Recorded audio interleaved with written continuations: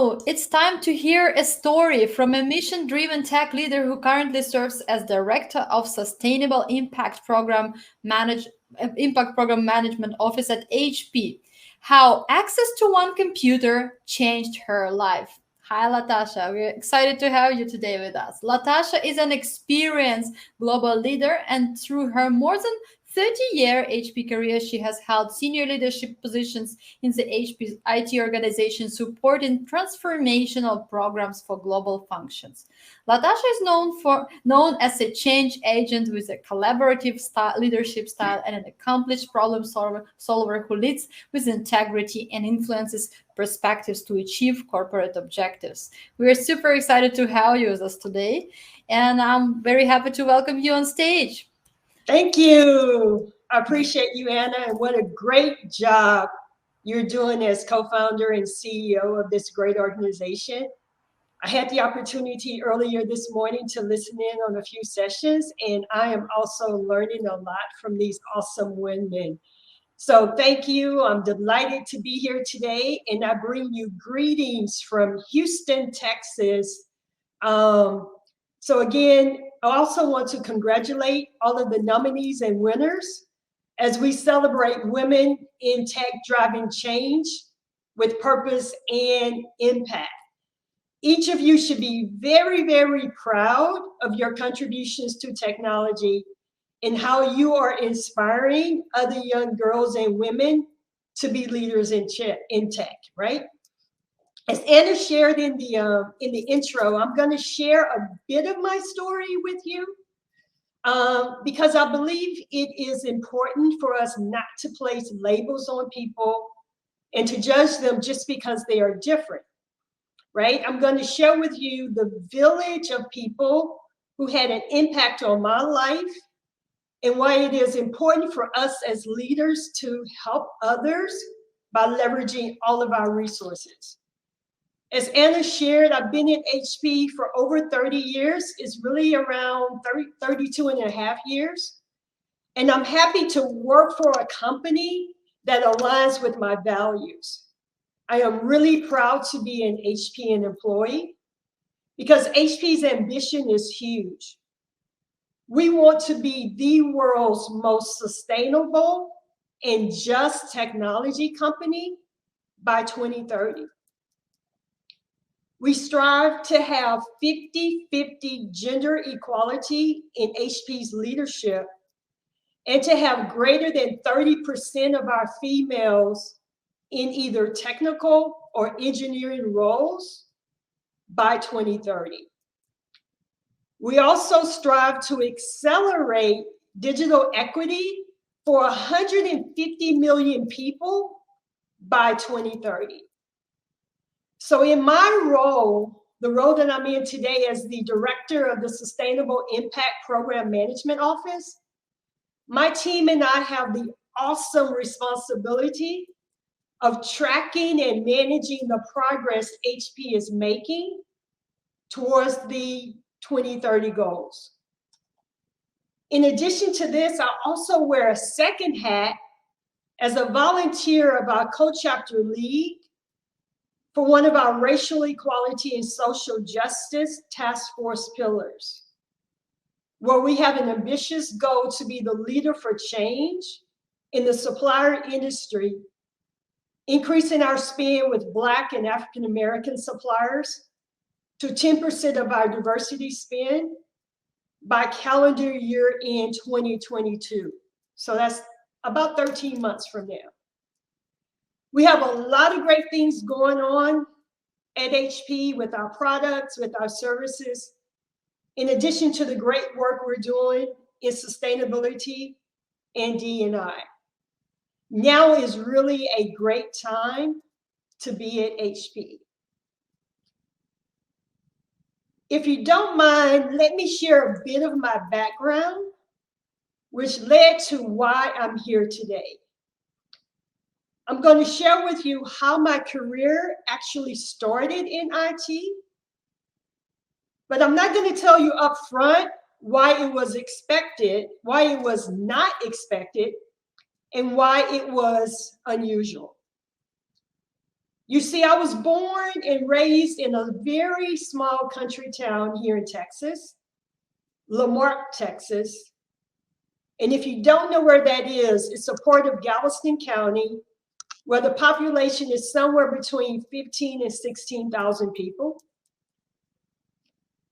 I attended high school in the early 80s, where we had one computer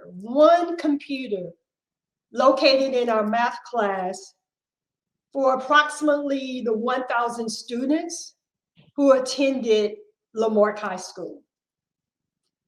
And I can remember being in my math class, literally rushing to finish my assignments so that I would have the opportunity to play on the computer. You see, as a reward for finishing my assignment early, I had the opportunity to solve word problems on the computer. It was access to this computer that changed my life forever.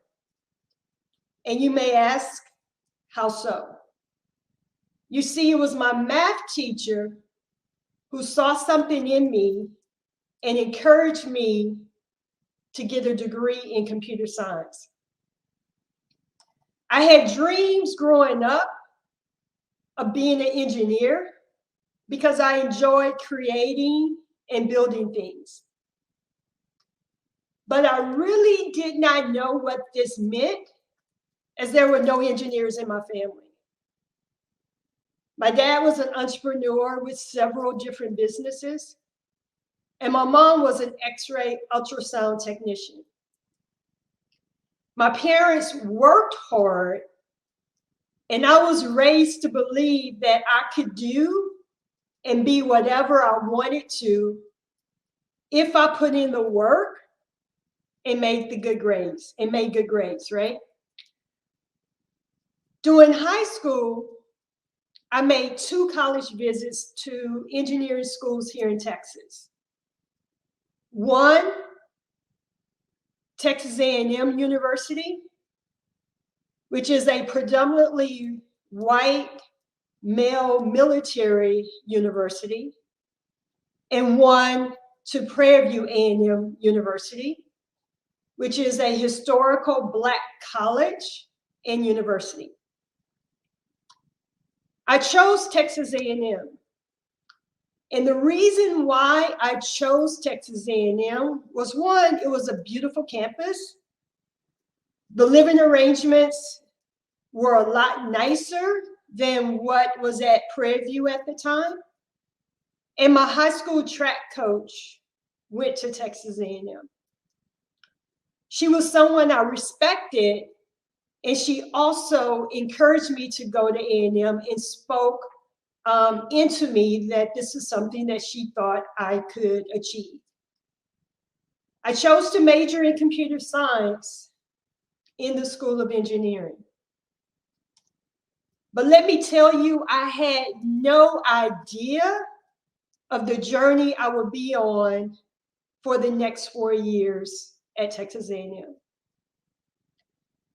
When I showed up in 1981, Blacks represented less than 1% of the student body.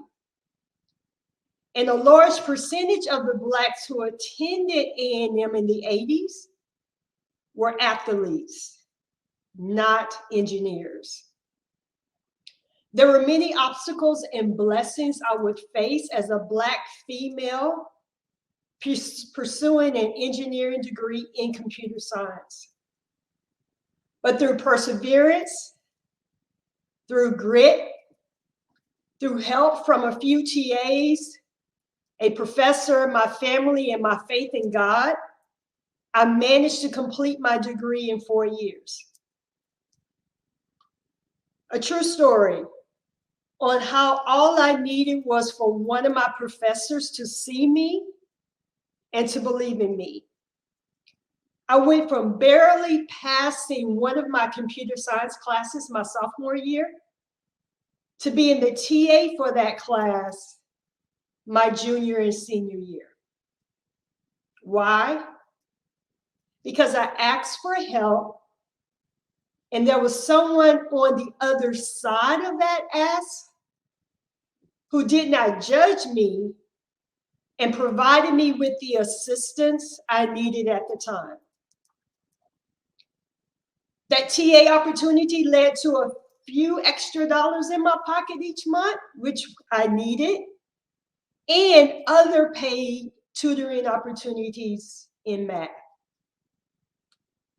After graduating with my undergrad degree, I ended up relocating to Northern Virginia, where I was able to put my degree to use, working as a systems analyst for first a manufacturing company by the name of Atlantic Research, and then an oil and gas company by the name of Mobil. You may know them as ExxonMobil. Mobil afforded me the opportunity to go back to school to pursue my master's degree.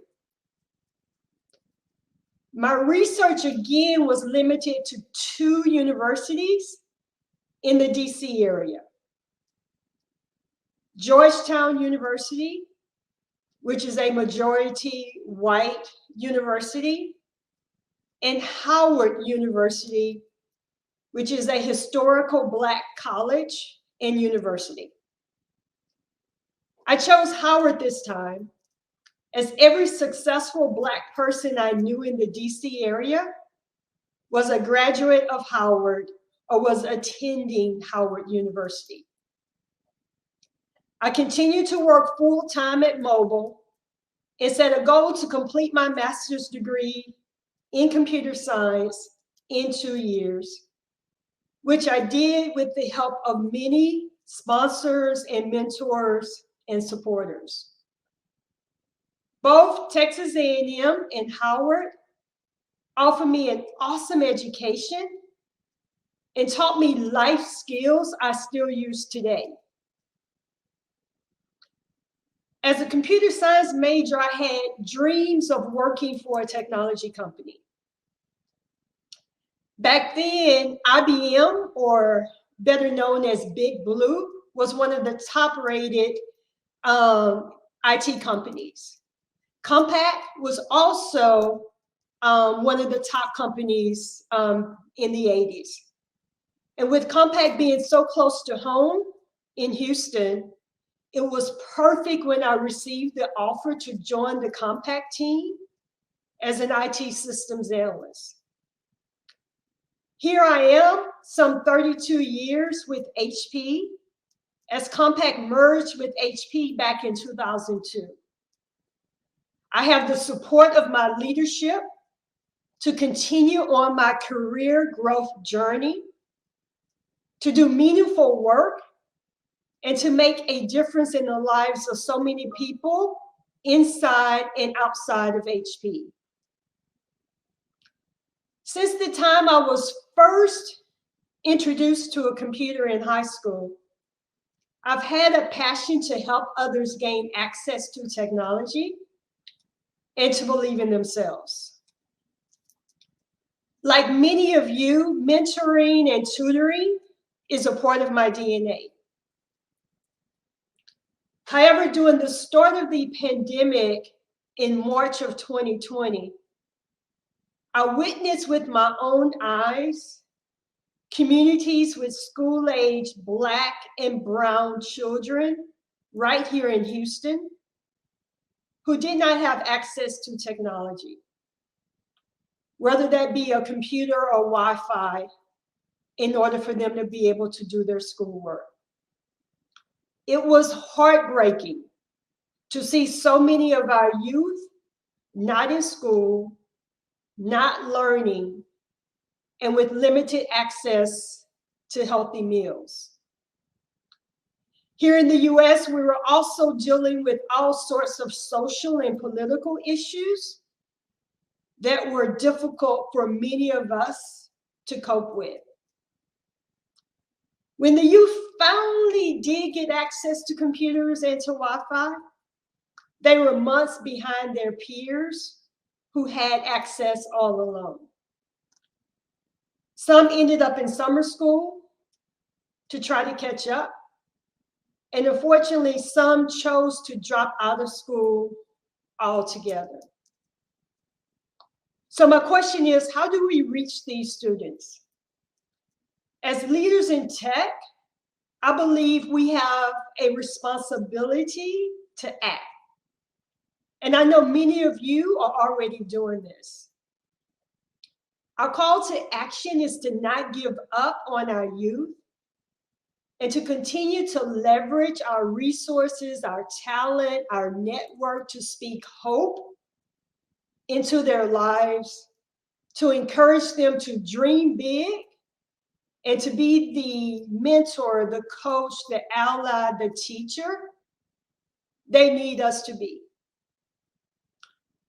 One of the things I did not share earlier was that when I was in elementary and middle school, I was labeled a bad or troubled kid.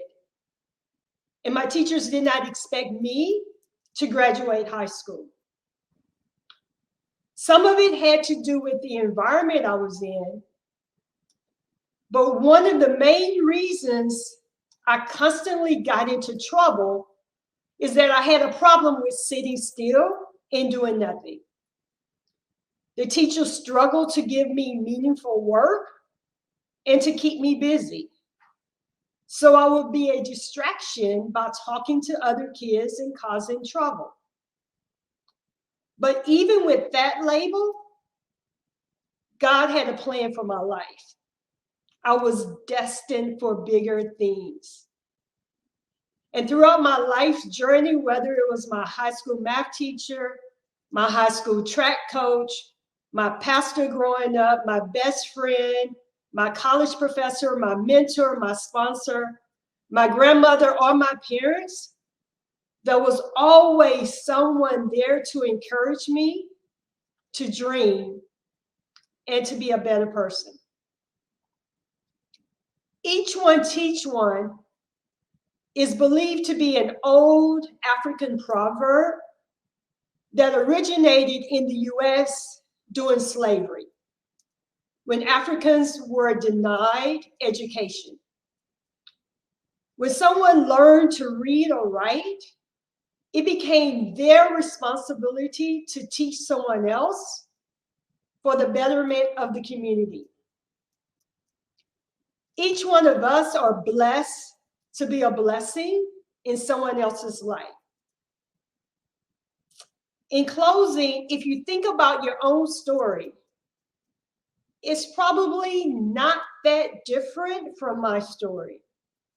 You've dreamed of being a better person or making a difference in your community. You had the support of your family or community to take risks, and they were there to help you when you needed it. And you had the faith to believe in the impossible.